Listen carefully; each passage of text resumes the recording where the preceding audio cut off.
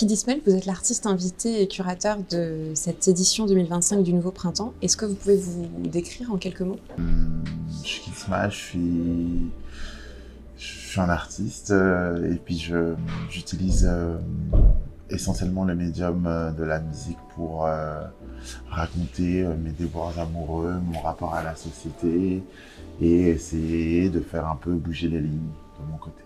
Parler un peu de ce travail de curation. On vous a confié cette curation et alors comment on fait? Quel choix on prend? Quelle décision on prend quand on veut ouvrir les champs? Est-ce qu'il y a eu peut-être une obsession ou un fil rouge qui a guidé ce travail et cette programmation pour vous?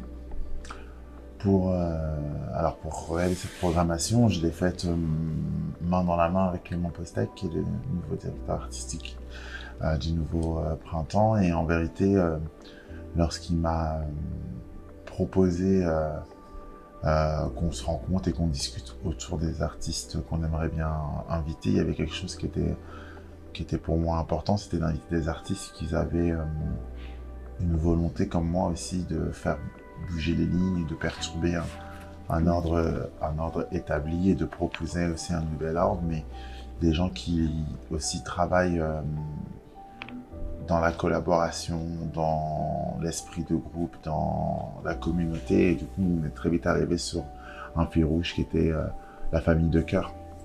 Et c'est ça qui nous a motivés, ne serait-ce que même dans la façon dont on a collaboré avec Yandé Diouf qui réalise la collective. C'était aussi quelque chose qui l'animait beaucoup, qui l'intéressait beaucoup, et c'est elle qui a proposé d'ailleurs le nom du thème du festival, qui est Faire Famille. D'accord. Vous évoluez dans plusieurs sphères qui sont très différentes, le club, la musique, la performance. Quand vous décrivez, vous dites en premier que vous êtes un artiste, pas forcément un musicien ni un DJ. Aujourd'hui, ce rôle-là, vous vous intégrez dans un contexte de l'art contemporain. Comment ça s'est passé, ce lien avec cette nouvelle sphère en fait, de l'art contemporain? Comment vous êtes intégré là-dedans? Est-ce que vous aviez déjà des liens avec l'art contemporain? En vérité, moi j'étais avec quelqu'un qui faisait partie, qui est un artiste, c'était mon compagnon. Et du coup, j'y étais sans vraiment y être, en vérité. Mais j'avais pas forcément partagé beaucoup avec lui quelles étaient ses motivations, L'art contemporain me semblait toujours quelque chose qui ne me concernait pas, en vérité. Et quelque chose un milieu replié sur soi-même, hyper élitiste, qui me ressemble pas. Mais lorsque Clément m'a approché, en vérité, je me suis pas senti hyper à ma place à cet endroit. Et en discutant avec d'autres artistes qui m'ont expliqué en fait que j'étais complètement à ma place, et en allant visiter les studios d'artistes et de me rendre compte aussi que la façon dont eux m'accueillaient était qu'ils me parlaient d'égal à égal et qu'ils me considéraient aussi comme faisant partie de leur sphère. Et vraiment en discutant un peu plus, surtout avec Josépha, qui m'expliquait, au moment où il essayait de la convaincre de rejoindre notre édition, on a eu un déjeuner, on était tous les deux, et en vérité, je lui confiais que souvent quand je parlais avec d'autres musiciens, ils avaient du mal à comprendre le fait que je vais réaliser mes vidéos, que je réalise mes costumes, que je sois à beaucoup d'endroits en fait où eux délèguent. Et en vérité, elle me disait, mais c'est parce qu'en fait, t'es comme nous, en fait, tu utilises plusieurs médiums pour continuer à déployer ton discours. Et c'est en ça que peut-être tu te reconnais en nous, parce que c'est ce que nous on fait, on utilise beaucoup de supports. Donc, vous avez été un peu intégré à cette famille, l'art contemporain. Cette idée de faire famille, elle est très puissante. Et ce lien, qu'est-ce qui signifie aujourd'hui? On est dans un contexte, et on parle beaucoup de fragmentation. Proposer une grande exposition autour de la famille, qu'est-ce que ça a comme sens? Comment est-ce qu'on fait partie d'une famille? En tout cas, pour moi, c'était hyper important parce que je pense que on sait que l'être humain n'est pas fait pour vivre seul et en vérité souhaite intégrer un groupe. En général, on est dans un groupe qui est la famille biologique, mais tout au long de notre vie, on se constitue d'autres cercles qui sont aussi des fois certains cercles dans lesquels on se sent beaucoup plus à l'aise que dans sa famille biologique. Et ça, c'était hyper important pour moi de mettre ça en avant à un moment où on essaye de faire croire aux gens que c'est l'individualité qui prime, que c'est la loi du plus fort, et en fait, sans les autres, on n'est pas grand-chose, ne serait-ce qu'en tant qu'artiste, produire de l'art, et ça peut être aussi une démarche, hein, produire de l'art et faire des choses et parler, mais c'est toujours face à un public, face à une audience pour des gens. Il y a des gens qui le font et qui se disent, moi, mon travail, il restera de mon vivant, ou même plus tard, genre, pas en communication avec les autres, mais le fait en soi de penser à exclure les autres est déjà quelque chose qui fait du lien avec les autres. Maintenant, dans mon parcours personnel, ce qui a été hyper important dans ma constitution d'artiste, c'est les rencontres que j'ai faites et ces gens qui sont vraiment devenus, pour certains, beaucoup plus proches que des liens fraternels. Donc, comment on qualifie ça, comment on le met, comment on le montre, surtout à une époque où j'ai l'impression que on revient à des valeurs qui sont assez traditionnelles. Et la famille de cœur est quelque chose aux antipodes de ce qui est la tradition de la famille. Peut-être une dimension très, très politique, en tout cas, quand on a lu les projets qui allaient être exposés pour cette édition. On a vraiment l'impression qu'on a une constellation de récits et puis aussi des récits de solitude politique, mais dans le cadre d'un festival, de se mettre ensemble, en fait, de se rallier. Ça crée une unité et puis aussi une puissance. Est-ce qu'une famille, c'est aussi un lieu de puissance, de réparation, peut-être ? En gros, moi j'aime beaucoup cette idée de constellation en vérité, mais qui est aussi une parabole pour la convergence des luttes aussi.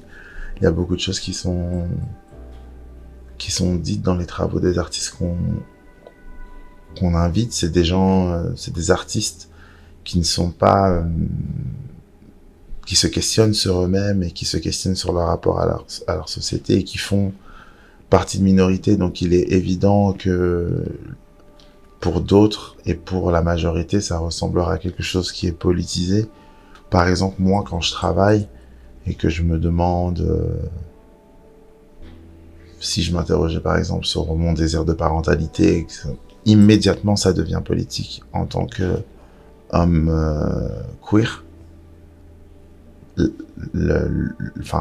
Comment je peux dire ça, mais genre la possibilité pour moi de devenir père de façon biologique, elle s'inscrit dans la politique en vérité.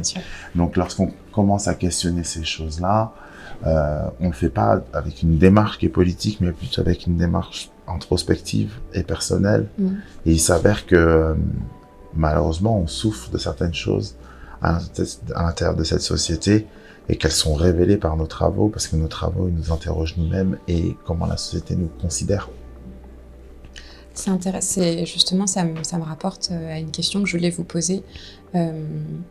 Toutes ces évidences en fait humaines, et puis ces moments qu'on va traverser, comme vous parliez de ce désir, potentiel désir de paternité, qui forcément en fait, là où on se place, devient un élément politique alors que c'est vraiment juste de l'intime.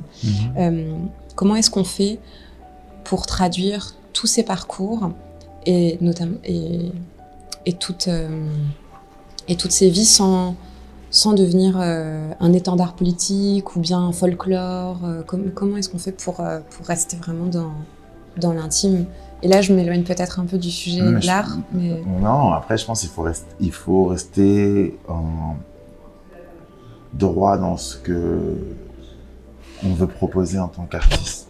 Peut-être ma démarche est aussi foncièrement politique et que je souhaite aussi que ce travail fasse écho et qu'il résonne dans la sphère politique, mais il y a aussi d'autres personnes qui le font de façon vraiment hyper personnelle et de façon aussi hyper inconsciente aussi, sans se rendre compte. Mais en vérité, une fois qu'on expose, une fois qu'on délivre son travail, on ne peut pas contrôler la façon dont ça va être perçu et la façon dont ça va être interprété. Et je trouve ça plutôt positif en vérité que les gens puissent aussi voir la beauté de quelque chose et aussi sans vraiment y voir le côté politique, et que d'autres puissent y voir quelque chose de politique, mais il ne faut pas qu'on oublie quand même que ça reste quand même l'expression d'un sentiment d'un artiste. Donc c'est vraiment plus que vraiment le maître des remous. Je voulais aussi vous parler d'un sujet qui il me semble être assez important pour cette édition, c'est la fête. Est-ce que la fête, c'est justement un outil dans l'art contemporain ou ailleurs? Est-ce que la fête, c'est un outil aussi de résistance? Je ne sais pas si dans l'art contemporain, ça l'est réellement. Les peu de fêtes où j'ai été de l'art contemporain, c'était surtout des flûtes de champagne et des gens qui parlaient de leurs prochaines acquisitions.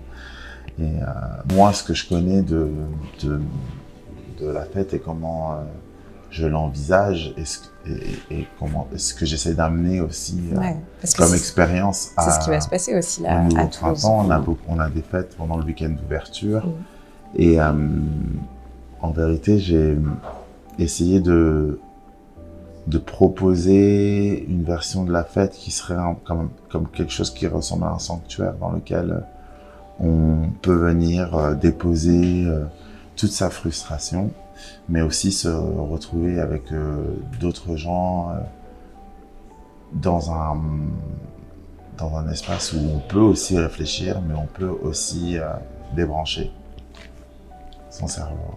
D'accord, donc c'est des petits temps de respiration et de... Aussi, et puis même en vérité, ce que j'aime dans la fête, c'est que même si on dit, on réfléchit pas, on parle pas, on n'échange pas, les corps parlent d'une façon que les mots n'arrivent pas toujours à traduire.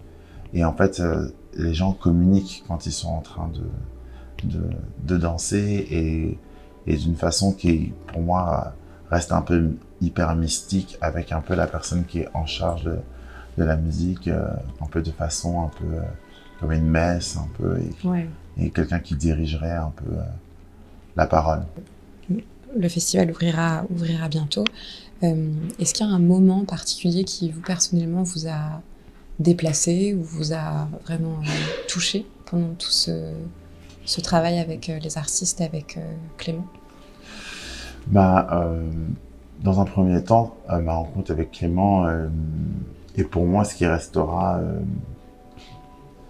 je pense, la chose qui m'accompagnera dans le reste de ma vie, parce que j'ai trouvé quelqu'un qui a non seulement fait preuve d'une grande humanité dans son rapport aux autres, mais à volonté à ne pas bousculer les artistes, à vouloir les accompagner, mais quand je dis ne pas les bousculer, c'est-à-dire dans un vrai travail d'accompagnement et de réflexion, plutôt que dans un rapport de productivité. Et en plus d'être un être humain que j'affectionne énormément et que j'apprends à connaître, je sais que c'est quelqu'un qui fera partie de ma vie dans la suite. Donc oui, c'est moi le nouveau attend. Puis toutes les équipes d'ailleurs que j'ai rencontrées, que ce soit Eugénie, la directrice, ou Anaëlle, ou Lucie, la chargée de production, sont des gens qui travaillent avec leur cœur sur ce festival et qui donnent tout pour qu'on ait la meilleure édition possible. On a une question euh, plutôt simple mais pas très légère à vous poser. Qu'est-ce que vous avez appris sur vous récemment? Ah, ce que j'ai appris, c'est que j'ai beaucoup de respect pour la technique des gens dans leur travail. Et en soi, lorsque moi, je m'intéresse à un nouveau support, en général, j'ai tendance à collaborer avec les gens et, euh, et un peu à m'effacer. Et ce que j'ai compris cette année, et j'apprends encore actuellement aussi, hier soir, avant-hier soir, c'est que je devrais me faire plus confiance dans ma capacité en fait à me lancer dans de nouveaux supports et pas forcément donner la priorité à des collaborations et que il vaut peut-être présenter quelque chose d'un peu moins abouti mais dans lequel j'aurai la possibilité de pouvoir donner mon point de vue et exprimer ma voix sans compromis. Voilà ce que j'ai compris. Ce que j'ai compris, c'est que j'avais plus très envie de faire des compromis et que ça voulait peut-être dire aussi moins de collaboration. Génial, voilà. C'est plus de radicalité à oui, devoir aussi. Je pense. Ok.